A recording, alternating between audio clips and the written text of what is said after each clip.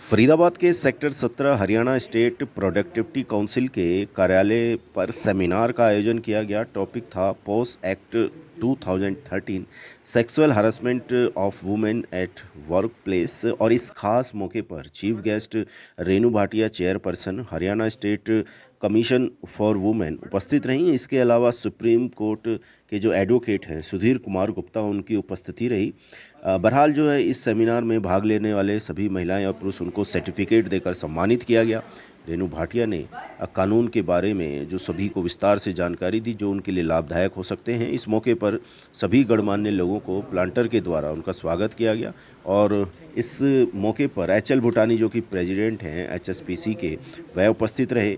और अजय कुमार सोमवंशी जो चेयरमैन हैं मेंबरशिप कमेटी के, वह उपस्थित थे। और फरीदाबाद IMT इंडस्ट्रीज एसोसिएशन के जो प्रधान हैं वीरभान शर्मा, उनकी उपस्थिति रही। सभी ने विस्तार से अपना संबोधन प्रस्तुत किया। तो देखते हैं दोस्तों पूरी वीडियो। और फरीदाबाद उद्योग से जुड़ी हुई जो है जितने भी कार्यक्रम होते हैं उद्योगों के विस्तार के लिए, उनकी उन्नति के लिए, उनकी सुरक्षा के लिए हरियाणा स्टेट प्रोडक्टिविटी काउंसिल इस तरह के लगातार कार्यक्रम करता है। तो बने रहिए, पूरी वीडियो देखते हैं। नमस्कार।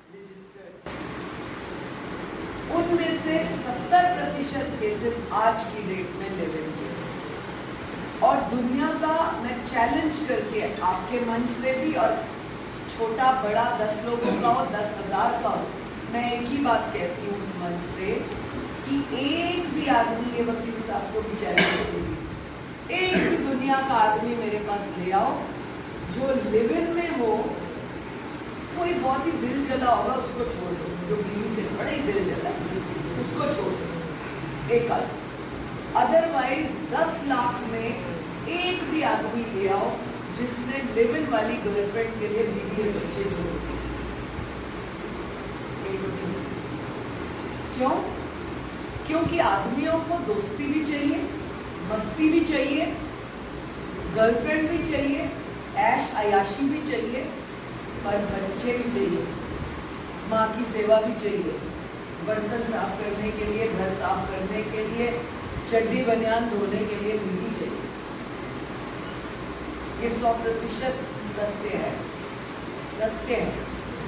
घुमा फिरा के मैं कॉलेज बातें करूँ कानून की और स्टाइलिश बातें करके हो कि जी thank you so much for inviting me, thank you so much Bhutani ji को कॉलेज में, ये करके चली जाऊँ और कख ना बताऊँ काम का तो फायदा नहीं।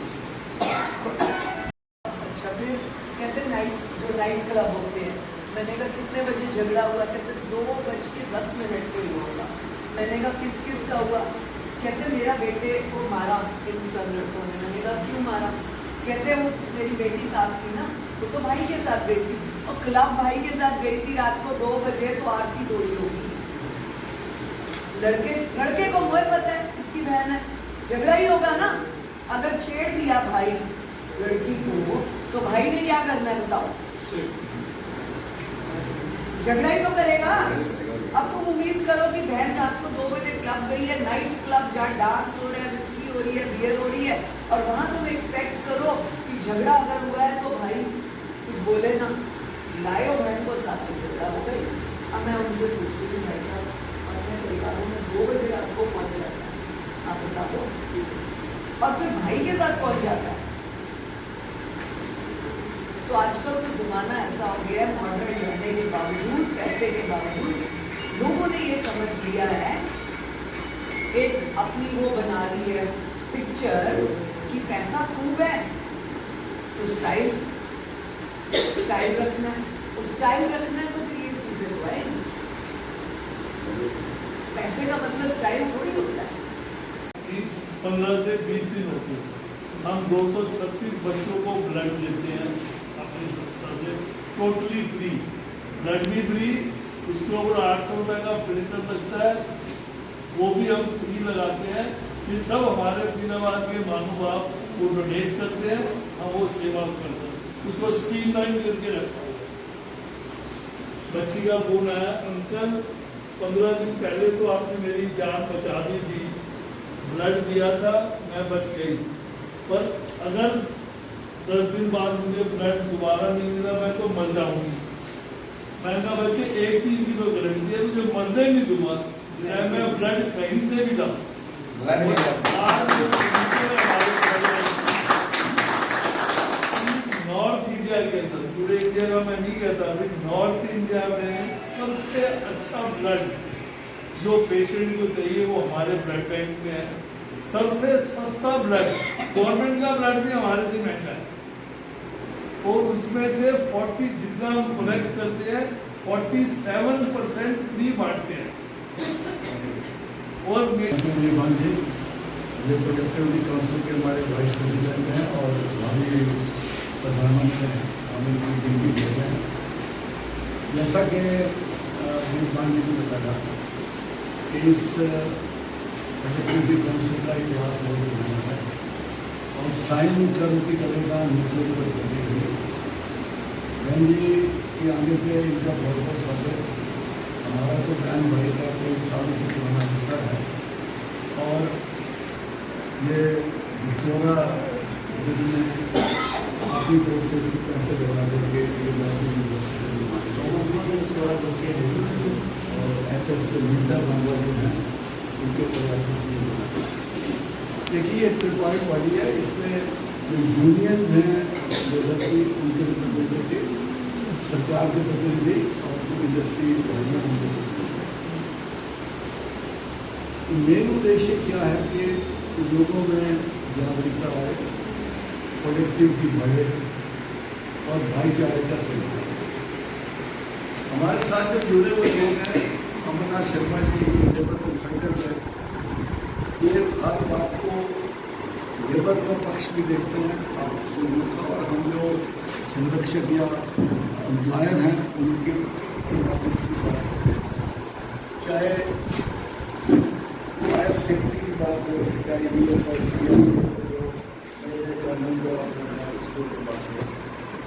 सेफ्टी के लिए ये बहुत कई इंडस्ट्री से कई इंडस्ट्री से इंडस्ट्री को और फाइनेंस और ये सारे प्रोग्रामों का मिश्रण करते हुए एक बार शर्मा जी ने मेरे को विचार है कि ये जो इसमें काफ़ी समाज को, लोगों को और अपने बच्चों को जो स्कीमों की खेती है उनको जागरूकता बननी चाहिए, उनको समझाना चाहिए कि जो ये एक्ट है उसकी प्रावधान भी पूरा हो और इसका मिसयूज भी न हो।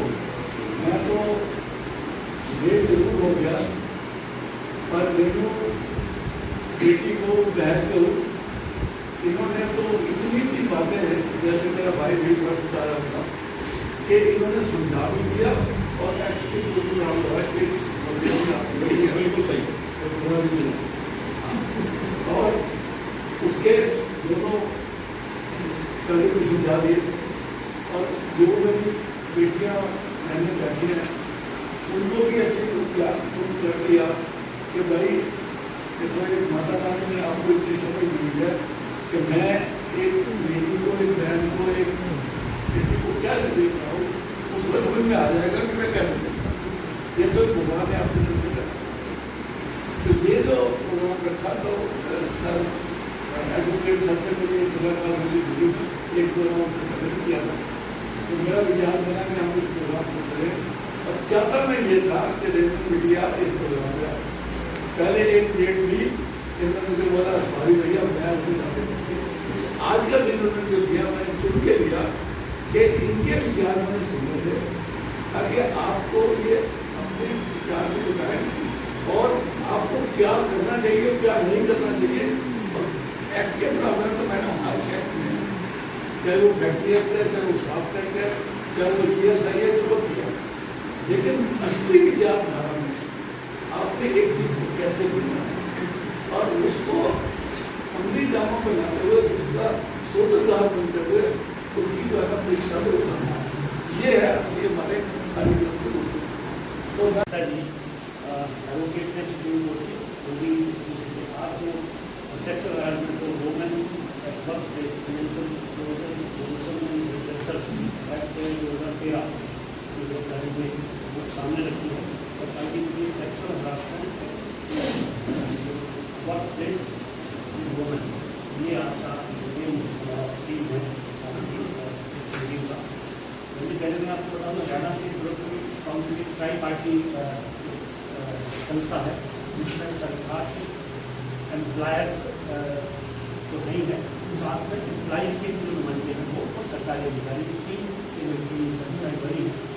और मुझे लगता है फरीदाबाद की सबसे ओल्डेस्ट संस्थाओं में से एक है। बहुत लंबा और बहुत संघर्ष भरा इतिहास है इसका। 1950 के आसपास 59 की संस्था है, 66 पैदा हुए, मुझे लग रहा है 90% तक पैदा नहीं हुए आपको। लेकिन वो साइंस पढ़ा रहे होते हैं, किसी को उसका पढ़ाया हुआ कोई भूल नहीं सकता। तो जैसे बहन जी समझा रही थी, मुझे लग रहा है बातों बातों में कानून भी बता दिया, प्रैक्टिस भी बता दी, और हमारे जो संस्कार, पुराने संस्कार होते थे बहन जी ने उसकी तरफ, तो आपका बहुत बहुत धन्यवाद बहन जी, बहुत अच्छा लगा। बहुत बार हम यूट्यूब पे तो आपको देखा है, कई बार ऐसे सोशल प्लेटफॉर्म पे मिलेंगे, तो सुना पहली बार है।